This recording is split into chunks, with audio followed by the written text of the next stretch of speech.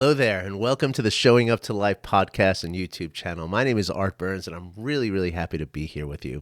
I am a certified mindfulness meditation teacher. I've been working with students and clients for over 4 years now.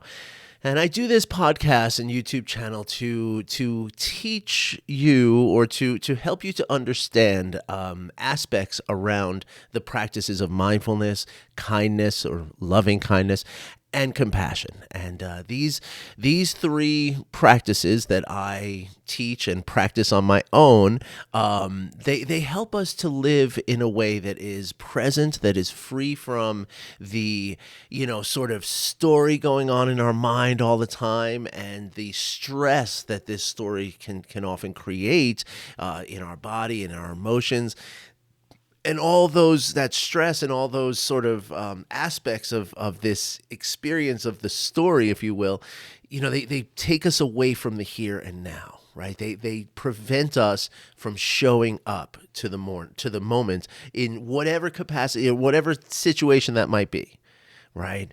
And so this podcast and YouTube channel is about how we do show up, okay? Now, again, I don't talk a lot about the practices themselves here because that's hard to do on a podcast and YouTube channel, but it's not that I never do it, but it's rare that we actually go through practices. But if you ever want information about practices, or if you feel like you need a little help, getting into the habit of doing these practices, please know that I'm here for you. Okay, I'm completely reachable at art@artburnscoaching.com. That's my email address, art@artburnscoaching.com. Please reach out if you feel like you need any support or any understanding of any of the topics that I discuss here, okay? So today, I want to follow up on the last episode that we did. As you know, I don't usually work from notes, right? And so I think I left a couple of points out of the last episode that I wanted to follow up on, but also something new has sort of come to mind in the couple of days since I recorded that one. So the last podcast that I'm talking about dealt with victimhood or victim mentality, right? Specifically, okay. There was a couple of other concepts that we talked about, of course, because no notes means that I wound up covering a lot of things in each episode.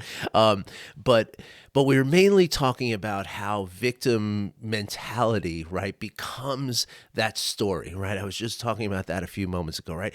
In any given moment, right, all of us, except for there's like 2%, there's a condition that the name is escaping me right now, but there's a condition that 2%, 1 to 2% of the population experiences where they do not have an inner narrative, right? They just don't have stuff going on moment to moment. Now, I would love to try that maybe, but I don't know that it would be, it's one of those things where, oh man, I wish I could live like that. But once you're like that, you realize that the narrative that we have is not our enemy, right? It's the way in which we process and make sense of what's going on. So in a lot of ways, when I talk about this inner voice, and how it can cause the stress in our body, right? Because the thoughts, right, which is the story, right? It's a series of thoughts going through our mind, right?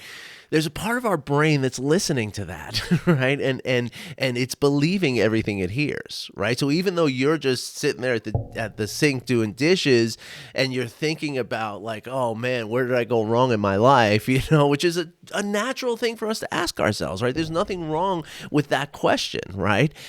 But when that question becomes, oh crap, I'm such a loser. What did I do? How did I mess everything up? Then there's a part of our brain that hears that and says, oh crap, we're in trouble. We got to get out of this trouble. I have to save this body or else we're all going to just perish.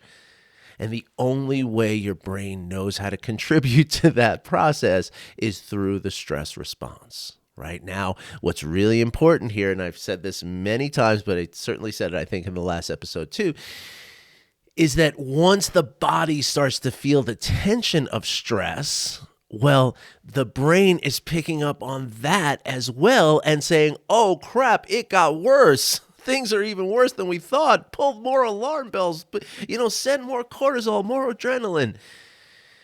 And that's where we get into this tailspin of a negative cycle that's really hard to get out of. And the only way to get out of it, or the most effective way to get out of it, certainly that I know, is through the awareness of it, right? When we can hear that voice, when we can know that voice is there, and we can say, that's just my voice. That's just my inner narrative, doing its thing.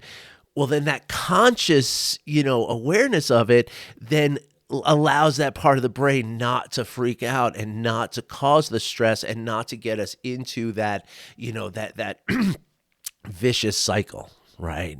And that, that's where we talk about the concept of a feedback loop, right? That as I have the thoughts, my emotions are going to react to that thought. The emotions then are going to cause a tension in my body. The tension in my body is going to influence the thoughts, going to create another negative emotion, going to create more tension in the body, going to create more negative thoughts. And that's how we get stuck in it. Now, that cycle for some people lasts a lifetime. That can be just somebody's existence forever. Imagine, right? I mean, maybe that's some of you. Maybe you're feeling that. I know I felt it I didn't know I was just in a story, right? For decades of my life, right? Or it can be a mood. It could be there was an interview I saw with a guy named Joe Dispenza, Dr. Joe Dispenza. He's kind of, I'm not a huge fan of him, but he's got some really cool points. But he was saying that that the emotion becomes a mood, the mood becomes a disposition, and then the disposition becomes a personality. Right. I think that's how he laid it out. But you can see what he means, or what I mean, is that, it starts out with this tiny little thing. But if that tiny little thing is never sort of noticed and never sort of acknowledged and worked with, well, then that little thing just snowballs into like literally our identity. Right. And so that's where victim mentality comes in, right? That once we, if that story in our mind is telling us that, oh man, it's all that person's fault, or it's, society's fault, or it's, my own fault for the decisions I made, or whatever situation I was in. Generally speaking, victim mentality is never about ourselves at fault. It's always about somebody else is responsible for why I am how I am, right? That's essentially what victim mentality is, right? But again, we have to look at two aspects, right? An aspect of the behavior, which we call habit, but the habit is largely driven by the aspect of our physiology called neuroplasticity, right? Which is to say that in our brain, the more we do something over and over, even if that's thinking about victimhood or identifying with victimhood, pardon me, the more we do that over and over and over, the pathways, the neural pathways of our brain, the neurons that fire together become like a well-worn path, right? And it becomes almost impossible to do anything else, for our thoughts to be any other way at a certain point. Right? Now, the beautiful thing about this is that neuroplasticity is always happening, right? And generally speaking, we are creatures of habit, so generally speaking, we never see neuroplasticity happen the other way, right? But my clients do, right? People I work with do, because if we spend, and brain scans show that even after 8 weeks of 20 minutes a day of practicing, whether that's informal, formal, or combination of two. And Dan Siegel actually says that it's more like 12 minutes, but the study I know of that I've seen the brain scans show differences in the activity of the brain after just 8 weeks, meaning different pathways that are being, different areas that are lighting up in the brain, if you will. Okay. So there's never a point at which you cannot change. Never. Throughout your lifespan. Okay, without getting dark. Okay. So the victim mentality, right, is subject to the same thing, right? The more often we think that or feel or experience that sense of victimhood, victim mentality, the more that becomes the nature of who we are and then the way we process what's going on, right? In every circumstance. Now, of course, victim mentality, victimhood is just one example of this, right? You know, if we're always feeling spiteful, if we're always feeling vengeful, if we're always feeling angry and mean, you know, those things too, you know, are subject to that same neuroplasticity, that same, you know, emotion to mood to disposition to personality, right? That's how we become who we become. Now, for many of us, this is an unconscious and unintentional and pretty passive experience, right? For most of us, we become who we're around as children, essentially, right? Through the first 8 years of your life, you're basically a sponge. You're just soaking up everything you see. When you see the way your mother talks to a store clerk, right? That's how you learn to talk to other people, right? And so for most of us, for the vast majority of us, this personality that we become is just completely unintentional and completely just going along with whatever the people around us are doing, right? Now, hey, if you grow up in an environment, in a family that is, you know, healthy and, you know, mentally and emotionally healthy, has you know, emotional intelligence, you know, practices or just lives in a way of, you know, more present than not and more forgiving and all that, well, then that's what you're going to become. And that's the thing that's one of the things I left out of the episode the other day, right? Is that for those of us who did not grow up in a home like that, right? Or for those of us who experienced trauma, for instance, right? This is who we become. Right. And even victimhood is this way too, right? Like I can look and see in my mother's behavior how she was always a victim.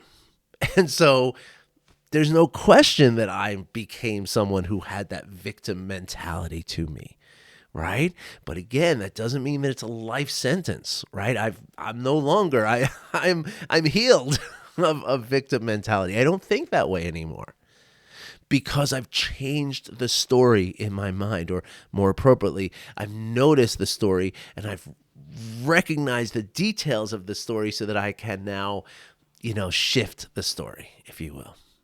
All right, so there's a couple of things that I missed the other day, or one thing I missed and two other things I want to talk about further.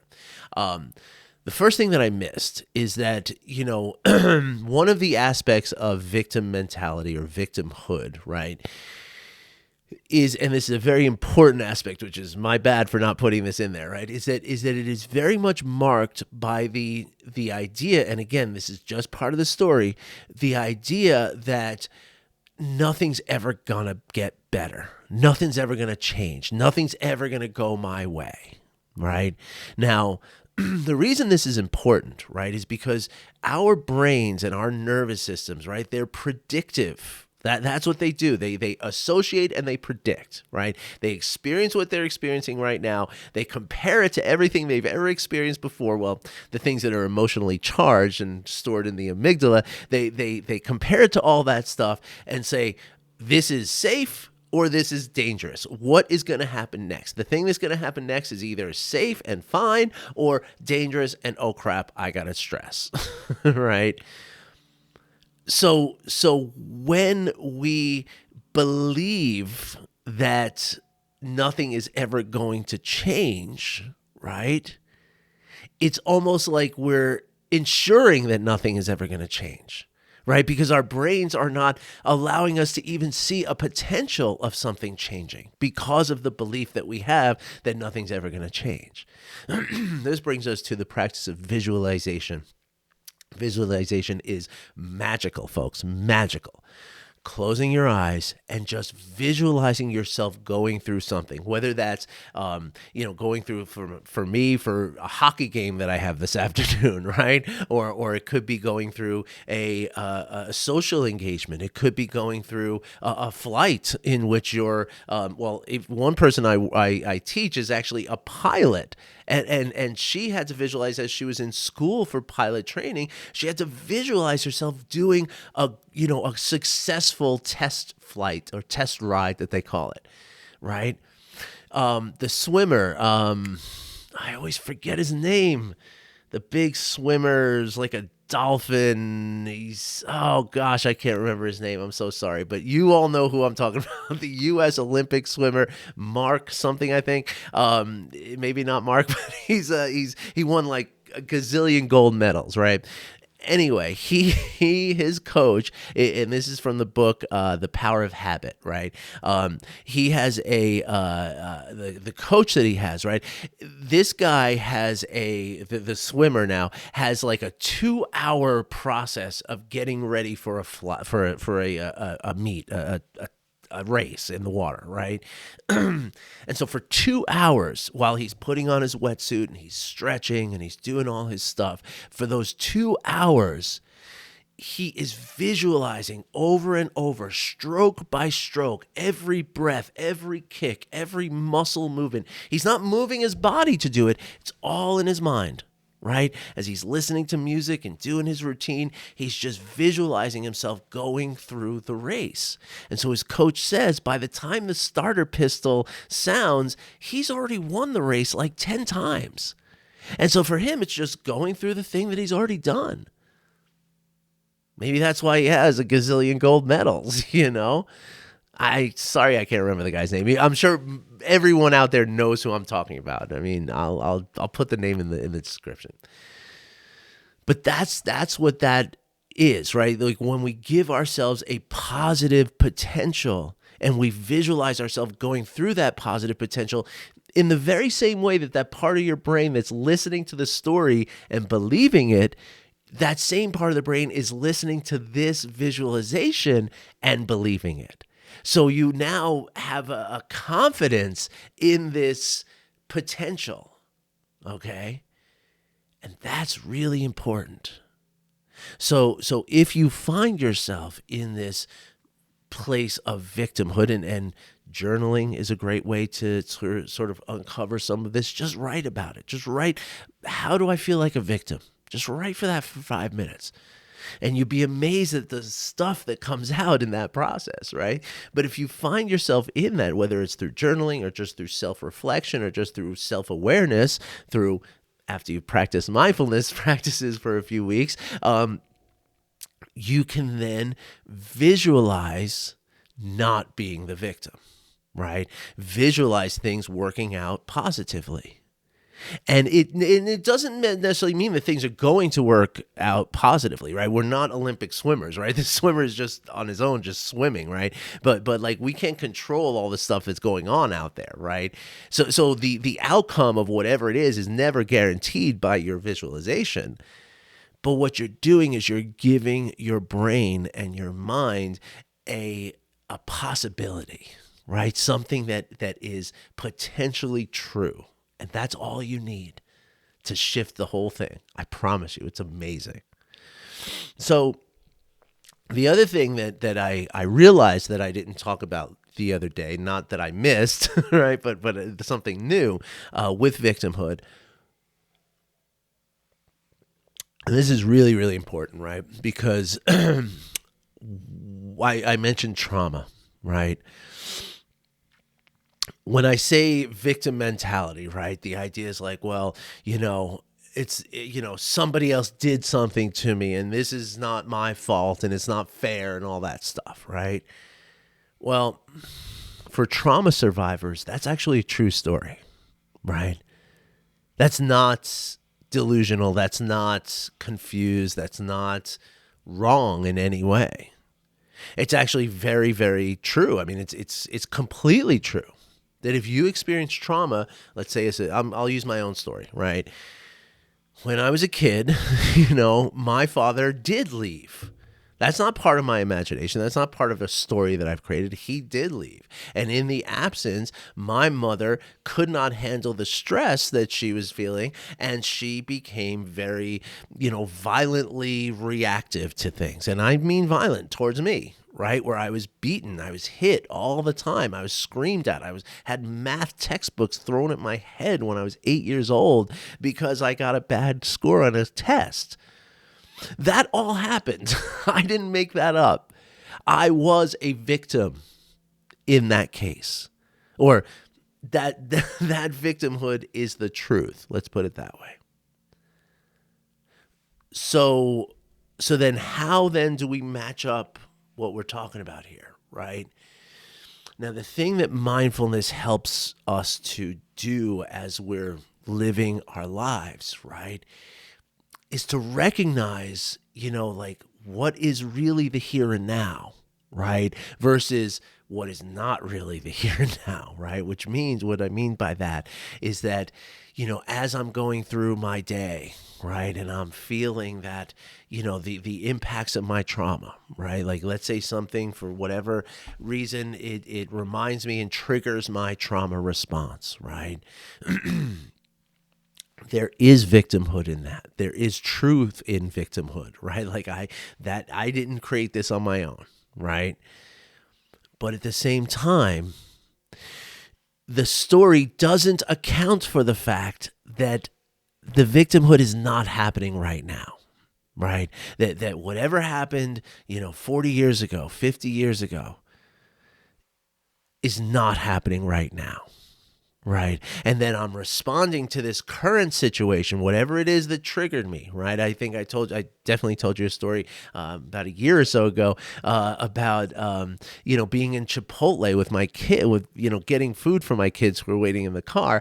And the lady was not able to make the quesadilla the way my kid wanted it to be made. And I just got so triggered by that. I was like in a state of like, I was ready to punch somebody if I couldn't get this quesadilla made the way that I make it, the way that I wanted, the way my daughter wanted it made.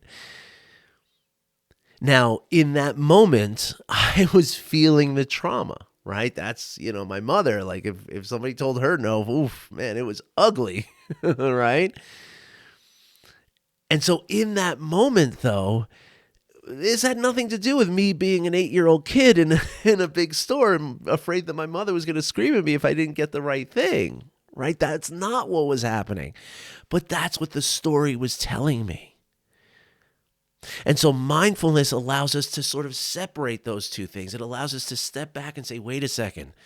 I'm not an 8-year-old kid in a busy New York City bakery with these, people barking at me. And if I get the wrong rye bread and sliced wrong, my mother's going to hit me, right? That's not what's going on here.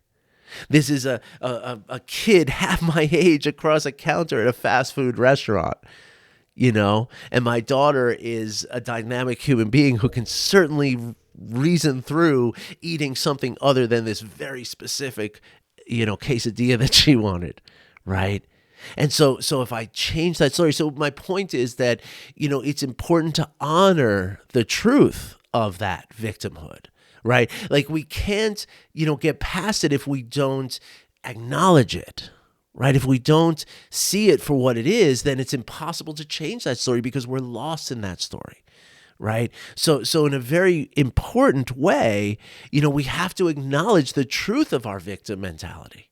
And in acknowledging that truth of the victim mentality, we can then move past it. We can then heal from it and grow from the wisdom that it's given us, right? Because that's the other side of the equation, is that ability for my mind to quickly do that, that can be a superpower in certain circumstances. So again, it's not something I want to like rip out and stamp and stomp on and kill. It's something I want to get to know. It's something I want to understand. And in that understanding, in that intimate knowledge of it, then I can heal, then I can grow, then I can, sort of keep certain aspects of this, right? And I always talk about this, like, the hypervigilance that trauma survivors, live with, right? And again, this is nothing more than a habit, nothing more than a neuroplastic tendency that we have that we can heal from. But that hypervigilance is not all bad, right? Like for a very long time in my life, in two different phases of my careers, I was a small business owner in a restaurant, and I was a producer in advertising.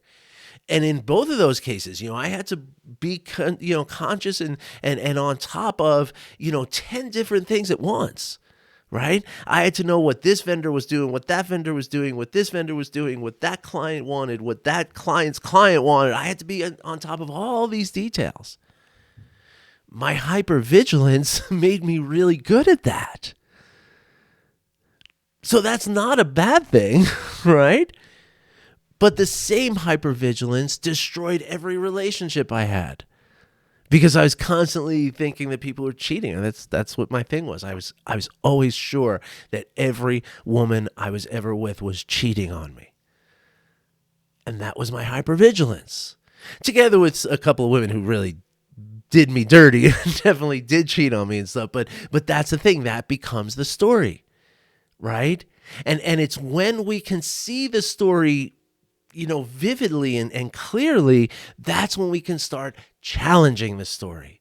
That's when we can say, wait a second, is it really true? Or is this only what I believe to be true because of the experiences I've had and because of the trauma that I've experienced, right?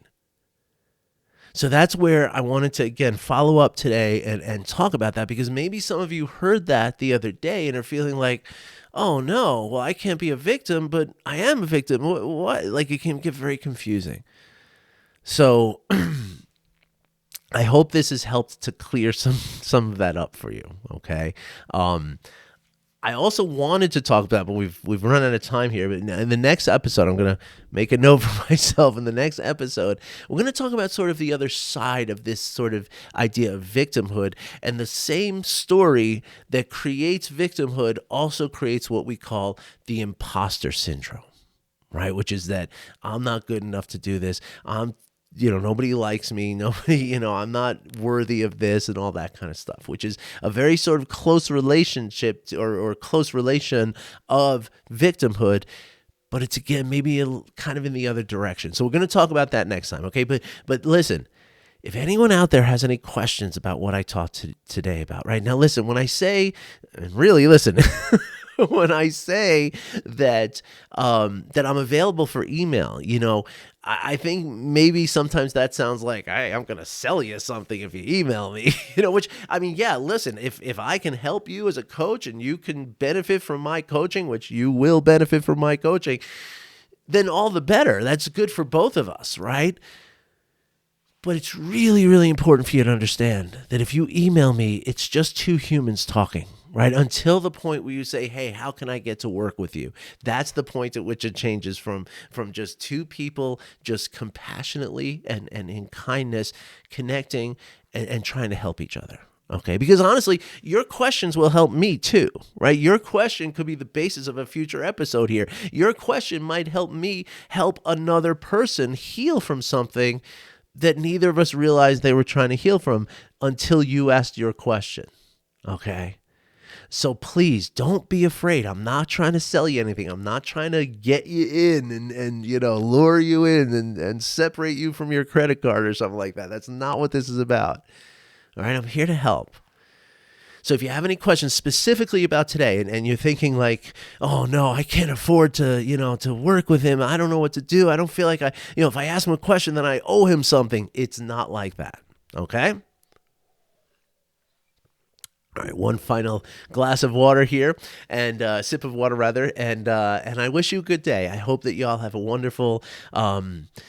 I hope you find the conditions for happiness. I hope you're well. I wish for you to be free from suffering and free from fear and insecurity, and I wish for you to understand yourself and to hear your story a little more deeply so that you can heal and grow and be the dynamic and wonderful human being that you are, and find those conditions for happiness. That's what I wish for you. All right, everybody. Thanks again for watching. Thanks for listening. I wish you well, and I'll be back soon. Maybe tomorrow. We'll see. Have a great day, everybody. Take care.